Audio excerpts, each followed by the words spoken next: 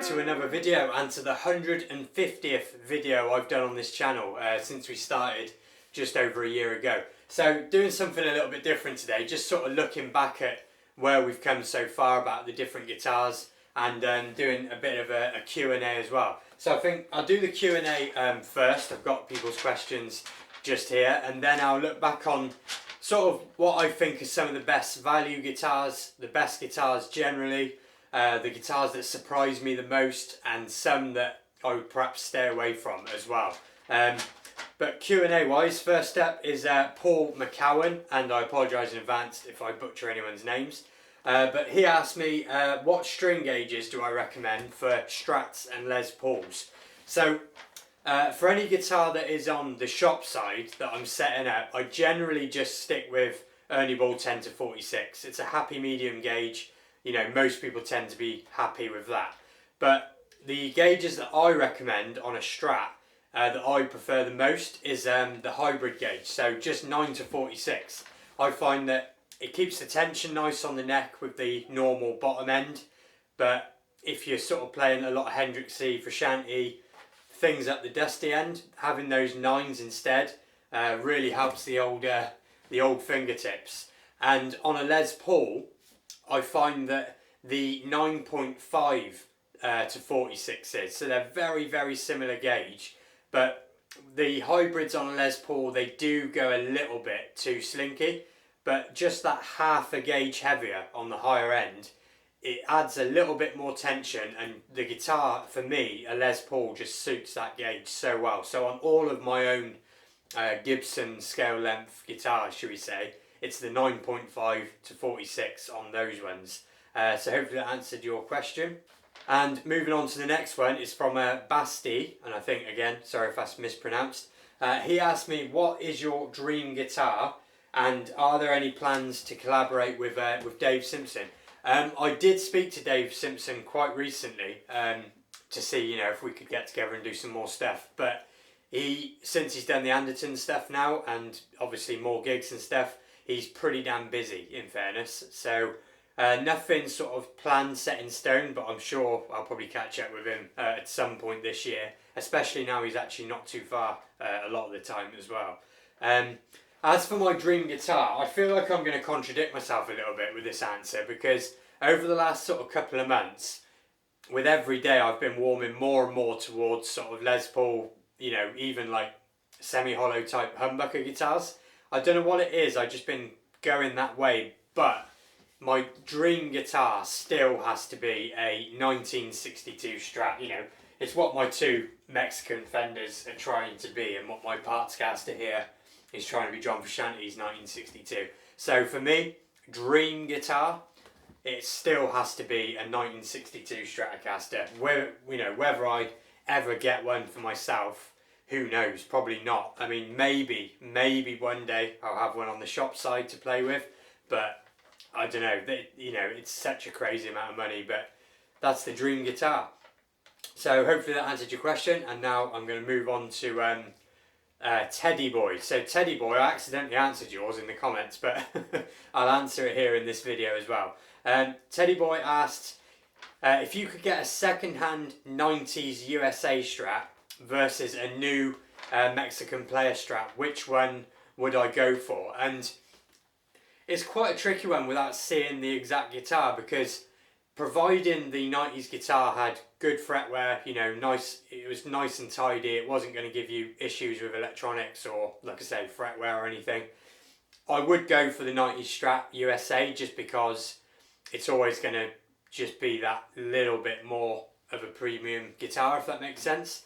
But that being said, if there were any issues with it at all, I wouldn't hesitate to get the new Player Series Strats, because although they're a lot of money now for what they are, I suppose, compared to prices, you know, long gone, I would still go for that one if there was any issues with the 90s USA. So you also asked, have I noticed a decline in quality since 2020, so since COVID and all the disruption that caused?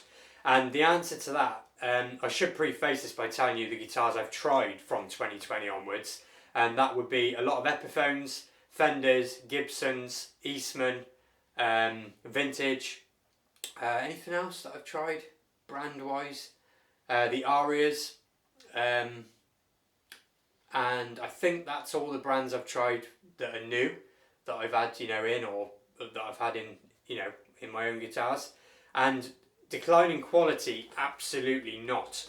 Quite the opposite. I think that right now the quality of guitars as a general rule is the highest I think it's ever been.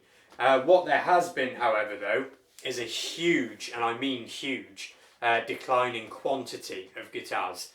Even 2 years in, a lot of suppliers that I speak to are nowhere near caught up on stock levels. This is why hardly anyone can get hold of new Eastmans. I mean, even silly things like, you know, like the Arias, for example, they've been out for a long time. Yeah, so supply and quantity has fallen off a cliff since 2020, and it's still not come back yet. Getting better all the time, but it still hasn't got back yet. So hopefully that answers both your questions. And last question is from Gun Raw Guitar. He asked me, you know, I like this question. It's sort of, everyone asked it, but what would be your desert island rig? We're making some assumptions here that the desert has power. Otherwise, I guess the answer would be like a Martin 00028, or I don't know, or an acoustic like carbon fibre, so it didn't bend in the desert sun. But we're assuming we've got power.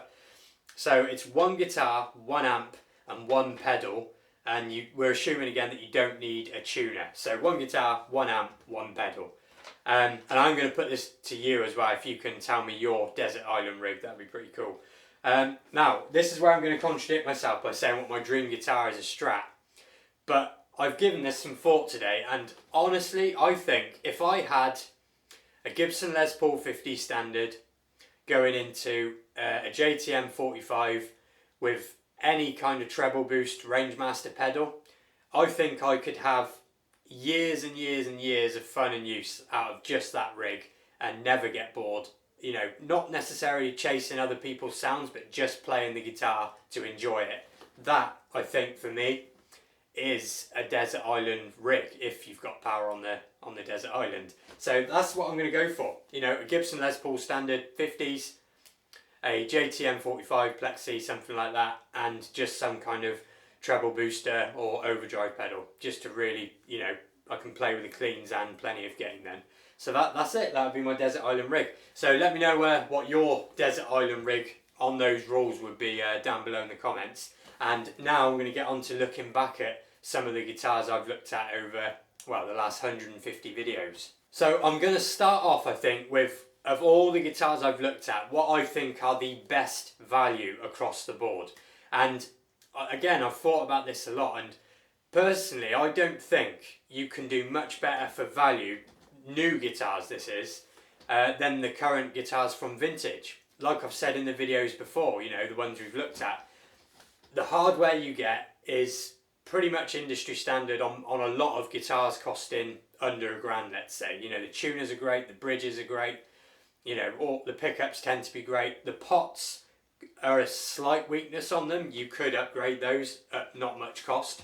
But I think that in conjunction with the type of guitars they do, the sort of ones you get offered, is the best value guitar you can buy, I think, that I've tried on this channel. I would just add to that, like I did in the videos, as long as you buy that guitar from someone who's going to not drop ship it. Vintage do a lot of drop shipping, and it's not great for them because you're 50-50 whether you get a good one or not, honestly. But if you can buy it from someone who's going to strip the guitar apart, check it all out, polish the frets, hydrate the board, set the nuts, set the bridge, do everything like that with the guitar before you get it, I don't think you can get much better for the money. So that's what I think, you know, still at the best value. If you're looking at higher end, I'm going to have to go with Eastman. The two Eastman guitars that I've looked at on this channel are two of the best guitars I've ever played, really, regardless of price. And I've got some friends now that have got some Eastmans as well since I got those. And again, just brilliant. And I am hoping to get some Eastman acoustics in, because I don't tend to do a great deal of acoustics, but you know, it is cool to check out good acoustic guitars and see what, you know, see how you sort of get on with each one. So in terms of best value, top and bottom, that's what I'm going to say based on all the guitars I've done so far. So next I'm going to look at what guitars have surprised me the most, and this is a tie break between the newer Epiphone guitars. So that started when I looked at the Epiphone 59 that I had, and pretty much was blown away by that guitar. And I've seen people like polishing and buffing up the front of those guitars, and it transforms them. They look like just unreal. They look so good, and that guitar is every bit a proper Les Paul, and I would highly recommend, if you're in that sort of mid-market range for it and you want a proper Les Paul, check out those, because they're just awesome. And that goes for a lot of the Epiphone new guitars generally, like the Modern that we looked at recently. Again, visually, perhaps it's not my thing. It's a bit in your face, a bit modern, but as a guitar with that ebony fingerboard and those pickups, it was awesome. It, you know, no faults at all. And then as a brand, I think I was most surprised by all of the Ibanez guitars that I've looked at. We've got some more coming pretty soon as well. Just, you know, I'm a traditionalist guy. If you tell me a wafer thin wizard neck, in my head I'm instantly not interested. But when I tried one, I could play it with my thumb over the top, no issue. The flat radius didn't seem to get in the way. You know, and then there's guitars like the hollow body from Ibanez we looked at, which is an utterly different guitar again, and I liked it, and I didn't think I'd particularly like it. So Ibanez in general, I've been very surprised, given that I'm such a traditionalist stick in the mud, how much I've liked all of the Ibanez guitars we've looked at so far. So next little category then is what I would say most buyer beware guitars that I've looked at, and once again it's a tie. So a little while ago someone bought a brand new Fender Paramount Series Dreadnought, and then they sent it directly to me before they got it, just to check it out. They wanted to get a film done with it, excuse me, and all that sort of stuff. So anyway, I got the guitar. This is a brand new guitar on paper, all solid. You've got a preamp system in it. I think it was a Fishman one. You know, the paper specs look very, very good value. You've got a nice hard case with it as well.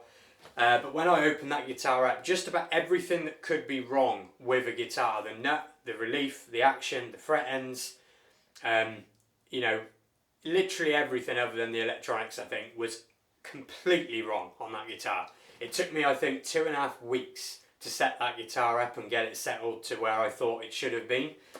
So yeah, Fender acoustics, you know, like the Paramount series and stuff, if you're looking at those on paper and thinking, yeah, you know, that sounds like me, I would, based on that, I would 100% say, you know, perhaps look at Sigma, Eastman of course, but they're a little bit more, definitely Sigma, and even, again, Vintage, some of their guitars, acoustics are a real good value. So I would definitely be aware of that one. The other one that ties in that place is a recent video, the Brian May Red Special. So that guitar, it's not an inherently bad guitar. The hardware's good, the pickups are good, the fit and finish is good, but just as it is in its own right, it's such an oddball, weird guitar. The whole thing feels small and shrunken down both ways, so you end up playing on different parts of your fingers that wears you out, and it's just a real strange guitar. And if you're anything other than a hardcore Brian May Queen fan and you want those trisonic out of phase specific sounds, but you're still after a wildcard guitar, I'd recommend almost anything else unless you are, you know, after that specific guitar, because it's just a bit too weird.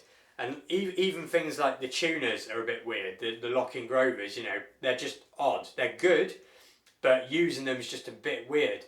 Same with the Wilkinson bridge. Again, nothing wrong with it, but because of the knife edge system that it has, you've got to be just that little bit more careful when restringing and setting up the bridge, and just all that together, it just adds up for a weird, different sort of guitar that, like I said, unless you are flat out after that guitar, I think you wouldn't want to just take a gamble on it. You know, find a different wildcard guitar if that's what you're getting it for. So yeah, that would be the two that I would, out of all the guitars I've looked at, I would say, you know, give those two some serious extra thought and sort of consider other things. So finishing off then, I suppose it'd be right to say, what of all the guitars I've tried has been my absolute favourite guitar out of all of them. And that's a tough one, because it's not like I go out and try any old guitar. I don't get sent guitars to try. They're all guitars that I go out and specifically think have something to offer, or, you know, that are good. But there has to be favourites, and the recent MIJ 54 reissue Strat jumps to my mind pretty much at the top of that list, even though, like I said in the video, it's not my ideal spec. It doesn't have a rosewood board, it doesn't have modern frets, but there was something so special and so sort of musical about that guitar that would have to be sort of up there for me. The Eastmans, I think, have to make a comeback here as well, because they're just so hard to beat. They're an incredible professional grade, brilliant guitar. But again, on the risk of sounding slightly sort of hypocritical on that, and I've said this in the Eastman videos, it still doesn't necessarily kill my desire to own a Gibson, because when you've got a good, proper Gibson Les Paul, and there are some rough ones out there, we all know that, but you know, when you've got a good one, like the 50 standard that I looked at a couple of weeks ago, it's hard not to want that guitar and think that, do you know what, this is it, it's, you know, it's the ultimate sort of thing. So that would be quite high on the list, maybe not the top, but that'd be sort of quite high on the list as well.